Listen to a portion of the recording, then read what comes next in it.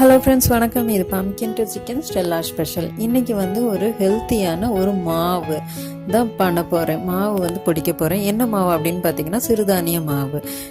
இது ரொம்பவே ஹெல்த்தி. அதனால் நம்ம இதை பொடிச்சு வச்சுக்கிட்டோம் அப்படின்னா இதில் நிறைய வகையான ரெசிபிஸ் நம்ம பண்ணலாம். அதை நான் இப்போ பொடிக்க போகிறேன். என்னெல்லாம் சிறுதானியம் நான் சேர்க்க போகிறேன் அதை தான் நான் உங்கள்கிட்ட ஷேர் பண்ண போகிறேன். இதில் ஒரு 7 வகையான நான் சிறுதானியம் சேர்த்து தான் நான் பொடிக்க போகிறேன். அது என்னெல்லாம்னு நம்ம பார்த்துடலாம். கடைசியில் நம்ம பொடிச்சிட்டு வந்துடலாம். 7 சிறுதானியத்தையும் நம்ம சம அளவு எடுத்துக்கணும். நான் 1/4 கிலோ, எல்லாத்துலேயுமே 1/4 கிலோ நான் எடுத்துருக்கிறேன். இந்த தானியம் எல்லாமே நல்லா சுத்தம் பண்ணப்பட்டது தான். இதில் நான் என்ன சிறுதானியம்லாம் யூஸ் பண்ணேன்னு நான் சொல்கிறேன். ஃபஸ்ட்டு இருக்கிறது வெள்ளை சோளம்னு சொல்லுவோம். அது இப்படி தான் இருக்கும் பாருங்கள், கொஞ்சம் பெருசாக இருக்கும்.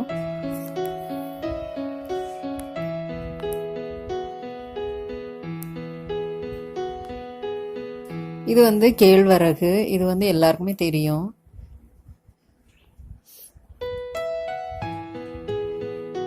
இது குதிரைவாலி.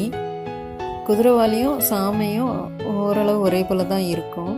கொஞ்சம் கலரில் மட்டும் லைட்டாக ஒரு டிஃப்ரெண்ட் இருக்கும், அவ்வளோதான். சின்ன சின்னதாக இருக்கும்.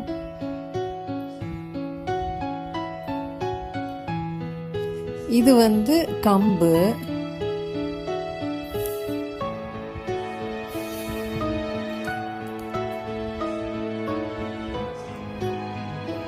இது சாமை. குதிரைவாலியும் சாமையும் ஓரளவு ஒரே போல தான் இருக்கும். இந்த எல்லோ கலரில் இருக்கிறது திணை. திணை நல்ல டார்க் எல்லோ கலரில் இருக்கும். இது வரகு. இது கொஞ்சம் சைஸில் கொஞ்சம் இந்த சாமையை விட கொஞ்சம் பெருசாக இருக்கும், அவ்வளோதான். இந்த எல்லா தானியத்தையும் இனி நம்ம மிக்ஸ் பண்ணிடலாம். மிக்ஸ் பண்ணிவிட்டு இதை நம்ம ரைஸ் மில்லில் கொடுத்து நல்லா பொடிச்சிட்டு வந்துடலாம். எப்படியும் 1.5 கிலோவுக்கு மேலே இருக்கும்.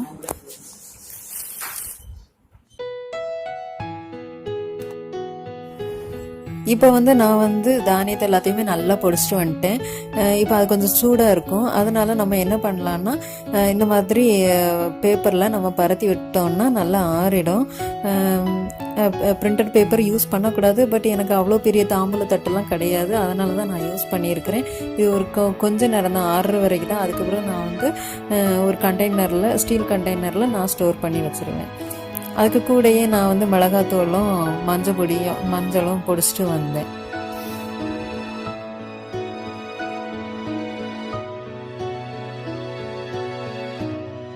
இது நல்லா ஆறின பிறகு நீங்கள் நல்ல ஒரு கண்டெய்னரில் ஸ்டோர் பண்ணி வைங்க.